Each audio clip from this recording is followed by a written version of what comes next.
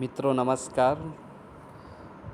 मैं अमित राम केवट, अतिथि व्याख्याता हिंदी, शासकीय महाविद्यालय लोरमी।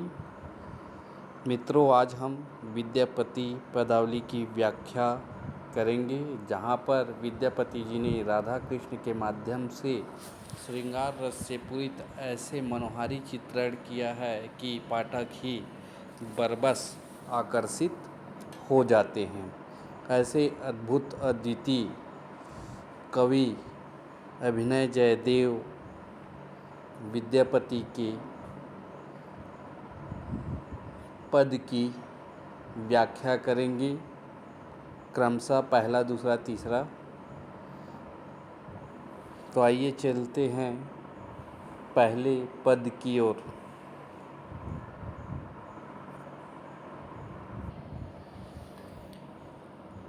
नंद क नंदन कदम क तरुतर, धीरे धीरे मुरली बजावत, समय संकेतक निकेतन बैसल, बेरी बेरी बोली पठाओ, सामरी तोरा लागी अनुखन बिकल मुरारी, जमुना क तीर उपवन उद्गवेल, फिरी फिरी ततहि निहारी, गोरस बेचई आवैत जाइत, जनि जनि पूछ बन मारी, तोहे मतिमान सुमति मधुसूदन, बचन सुनह किछु मोरा, भईन विद्यापति सुन बज जौतिन, बंदह नंद किशोरा।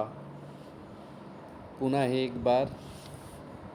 नंद क नंदन कदम क तरुतर, धीरे धीरे मुरली बजावत, समय संकेत निकेतन बैसल, बेरी बेरी बोली पठाओ, सामरी तोरा लागी अनुखन बिकल मुरारी, जमुना का तीर उपवन उद्वेगल, फिरी फिरी ततहि निहारी, गोरस बेचई आवत जाई, जनि जनि पूछ बनमारी, तोहे मतिमान सुमति मधुसूदन, बचन सुनह किछु मोरा, भईन विद्यापति सुन बर जौबती, बंदह नंद किशोरा।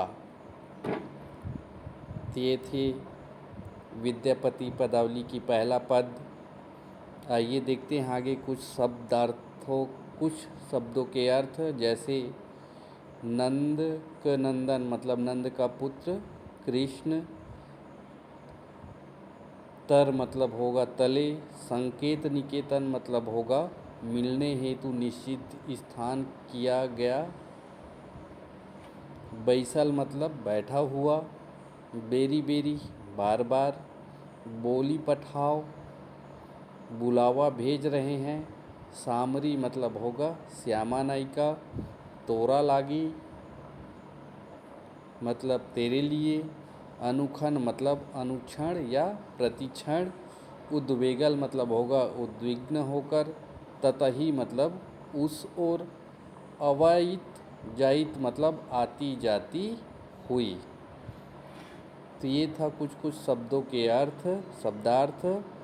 ये मुख्य रूप से प्रसंग वहाँ से लिया गया है। आगे देखते हैं हम प्रसंग की ओर कि श्री कृष्ण निर्धारित समय और निश्चित गुप्त स्थान में बैठकर आकुल भाव से राधा के आगमन की प्रतीक्षा कर रहे हैं।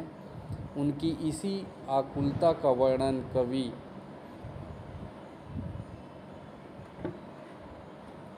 राधा की सखी अथवा कृष्ण की दूती राधा से कह रही है।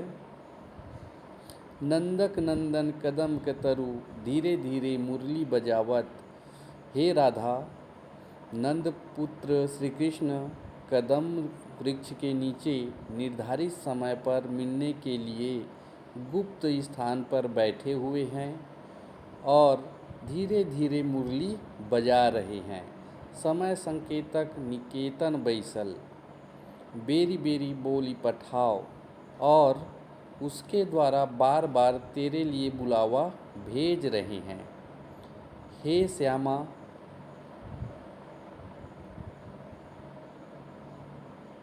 तुझमें अनुरक्त होकर श्री कृष्ण प्रतिक्षण अत्यंत दुखी हो रहे हैं।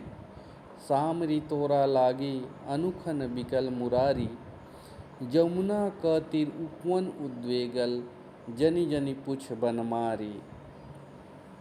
वे यमुना के किनारे पर स्थित उपवन में उद्विग्न होकर बार बार उसी ओर देख रहे हैं जिस ओर से तुम्हारे वहाँ पहुँचने की संभावना है। गोरस बेचई आवत जाइत जनी जनी पुछ बनमारी। और दही बेचने के लिए आती जाती प्रत्येक गोपी से श्री कृष्ण तुम्हारे ही विषय में पूछ रहे हैं। तो हे मतिमान सुमति मधुसूदन बचन सुनहु कुछ मोरा। तुम बुद्धिमती हो और श्री कृष्ण भी श्रेष्ठ बुद्धि वाले हैं। तुम मेरी यह छोटी सी बात सुनो। भईन विद्यापति जू सुन बर जौबती बंदह नंद किशोरा। विद्यापति कहते हैं कि हे युवतियों में श्रेष्ठ राधा, सुनो, तुम नंद किशोर श्री कृष्ण की वंदना करो, अर्थात वहाँ जाकर उससे मिलो और उन्हें पूर्णतः प्रसन्न करो। एक बार पुनः व्याख्या। हे राधा, नंद पुत्र श्री कृष्ण कदम वृक्ष के नीचे निर्धारित समय पर आ मिलने के लिए गुप्त स्थान पर बैठे हुए हैं। धीरे धीरे मुरली बजा रहे हैं और उसके द्वारा बार बार तेरे लिए बुलावा भेज रहे हैं। हे श्यामा, तुझमें अनुरक्त होकर श्री कृष्ण प्रतिक्षण अत्यंत दुखी हो रहे हैं। वे यमुना के किनारे पर स्थित उपवन में उद्विग्न होकर बार बार उसी ओर देख रहे हैं जिस ओर से तुम्हारे वहाँ पहुँचने की संभावना है। दही बेचने के लिए आती जाती प्रत्येक गोपी से श्री कृष्ण तुम्हारे ही विषय में पूछ रहे हैं। तुम बुद्धिमती हो और श्री कृष्ण भी श्रेष्ठ बुद्धि वाले हैं। तुम मेरी यह छोटी सी बात सुनो। विद्यापति कहते हैं कि हे युवतियों में श्रेष्ठ, सुनो, तुम नंद किशोर श्री कृष्ण की वंदना करो, अर्थात वहाँ जाकर उनसे मिलो और उन्हें पूर्णतः प्रसन्न करो। हम आगे देखते हैं कुछ विशेष। पहला विशेषता यह है कि यह पद मंगलाचरण सहित वस्तु निर्देशक भी है। दूसरी विशेषता है कि दूती की वाक्य चातुरी व्यंजित है। तीसरा देख सकते हैं इसमें अलंकार, विप्सा, यमक, परिकरांकुर आदि अलंकारों का सुंदर प्रयोग किया गया है। अब हम आगे चलते हैं दूसरे पद की ओर।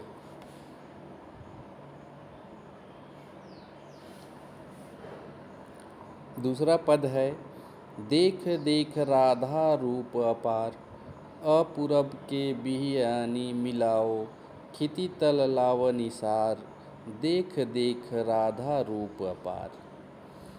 अंग ही अंग अनंग मूर्छायत, हेरय पड़त अथीर, मन मथ कोटि मथन करु जे जन, से हरि मही मधि गिर। कत कत लक्ष्मी चरण तल ओछय, रंगनी हेरी विभोरी, करु अभिलाष मनहि पद पंकज, अनहिसी कोर अघोरी। देख रूप राधा अपार, अपूरब के बिहियानी मिलाओ, खिति तल लाव निसार, देख देख राधा रूप अपार।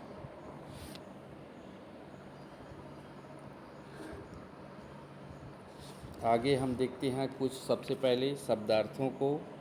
अपूरब मतलब होगा अपूर्व या नवीन, बिही मतलब होगा विधाता, आनी मिलाओ मतलब लेकर मिला दिया, खितितल मतलब पृथ्वी पर के, लावनी सार मतलब लावण्य का सार, मूर्छायत मतलब होगा मूर्छित हो जाता है, हेरय का होगा देखकर अर्थात अस्थिर होकर। तो प्रसंग वही है कि भगवान श्री कृष्ण एक निश्चित स्थान पर बैठकर अकुलाहट भरे भाव से राधा जी के शुभागमन की प्रतीक्षा कर रहे हैं। कवि ने अर्थात विद्यापति जी ने इसी आकुलता का वर्णन राधा की सखी अथवा श्री कृष्ण की दूती से कह रही है।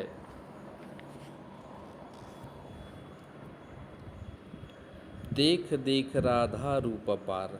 राधा के रूप सौंदर्य का वर्णन करते हुए कवि विद्यापति जी कहते हैं कि तनिक राधा के इस अपूर्व रूप की ओर देखिए।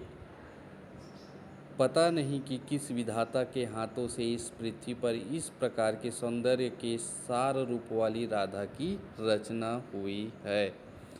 अपूरब के विधि यानी मिलाओल खितितल लावणी सार। अंग ही अंग अनंग मूर्छायत हेरय पड़त अधीर।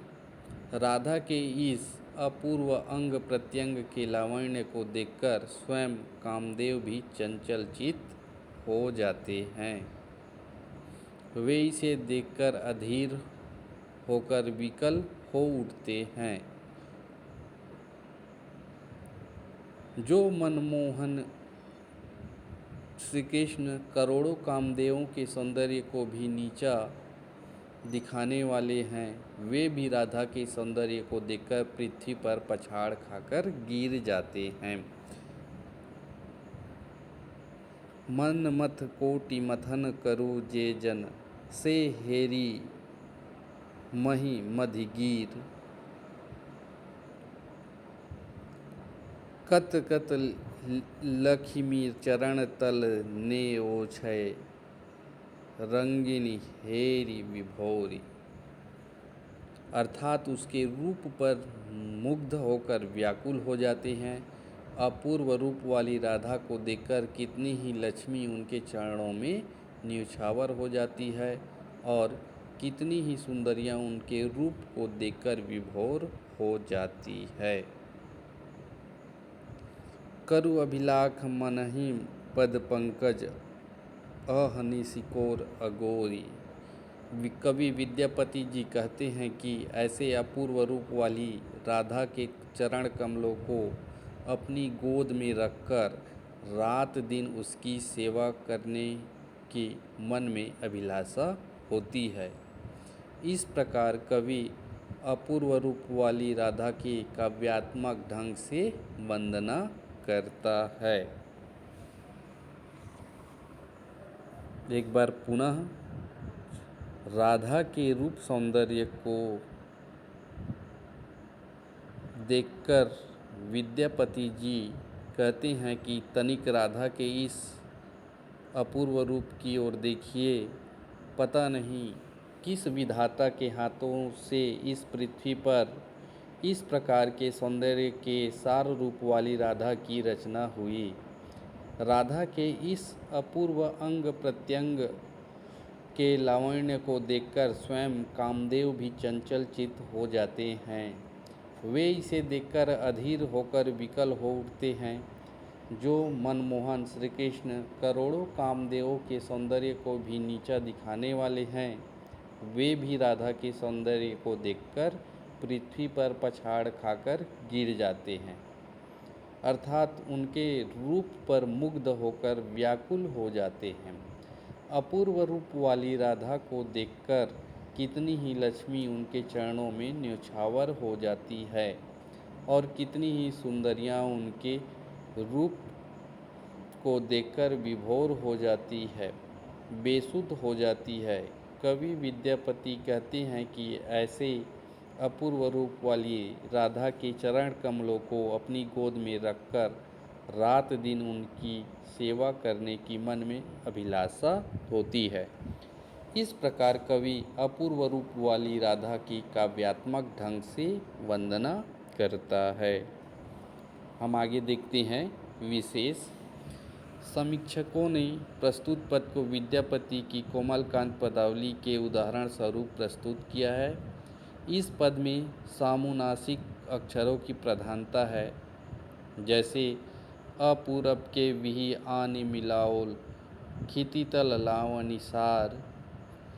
कत कत लखिमी चरण तलने, धोए रंगनी हेरी विभोरी। इस पंक्तियों में अपूर्व, क्षिति, लावण्य, मूर्छित, लक्ष्मी, चरण, रंगनी आदि शब्दों का परिवर्तित रूप विद्यापति के पदों के नाद सौंदर्य को सिद्ध करता है। विद्यापति के पद पूर्णतः संगीतात्मक है। इसमें एक अपेक्षित लय एवं स्वरताल है। गेयता के हेतु कवि ने कोमलकांत मधुर शब्दावली प्रयुक्त करके नाद सौंदर्य का आह्वान किया है। उन्होंने नाद सौंदर्य के लिए विविध मार्ग अपनाकर संयुक्त अक्षरों और कर्णकटु शब्दों का सर्वथा परित्याग कर दिया है। उपयुक्त पंक्तियों से यह सिद्ध होता है कि विद्यापति में प्रयुक्त मैथिली भाषा ही मूल संस्कृत भाषा है। इसमें अवधी, ब्रज और मैथिली की मधुर शब्दावली का चयन किया गया है। तो मित्रों, यह था विद्यापति के पहले और दूसरे पद की व्याख्या।